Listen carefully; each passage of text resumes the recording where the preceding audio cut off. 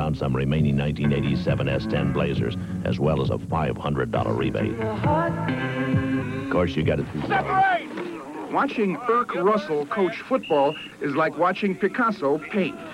Russell plies his trade at Georgia Southern College, deep in the piney woods of Statesboro, hard by beautiful Eagle Creek, which was just a drainage ditch until Erk got there. I started calling it Beautiful Eagle Creek because sometimes when it rains real hard and the water gets up and covers up all those objects that you see in there, it really is right pretty. Tight end over to the right side this time. Let's run left tail.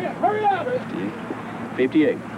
After 17 years as an assistant coach at the University of Georgia, where he sired the famous junkyard dog defense, Russell came to Georgia Southern in 1981. He was 55, he had never been a head coach before, and Georgia Southern had not had a football program for 40 years. No equipment, no players.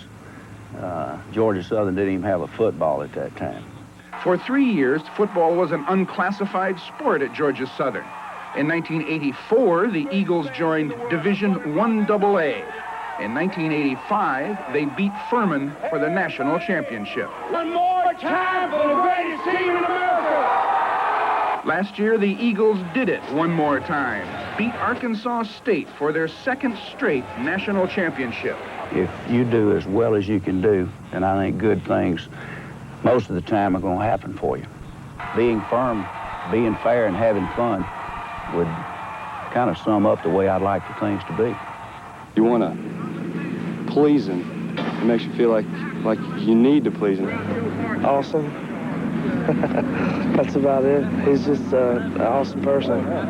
One morning at Snooky's restaurant, where Russell begins each day at sunup, one of his buddies said that using cocaine was like putting your hand in a rattlesnake's mouth. Erk saw a chance to make a point, so he gathered his team together and had a rattlesnake brought into the room. They bring the snake in, and he's buzzing and rattling, and half of our players got up and headed for the exit. I got out of the room. I'm afraid of snakes. So I left the room.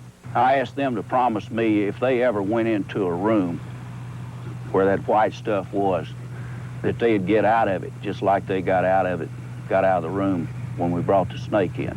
Now, we haven't played against almost as dangerous as a rattlesnake was the gang of cranky Yankees from the University of Maine, who invaded Statesboro yesterday in the first round of the 1AA playoffs. They led by 18 points at the half.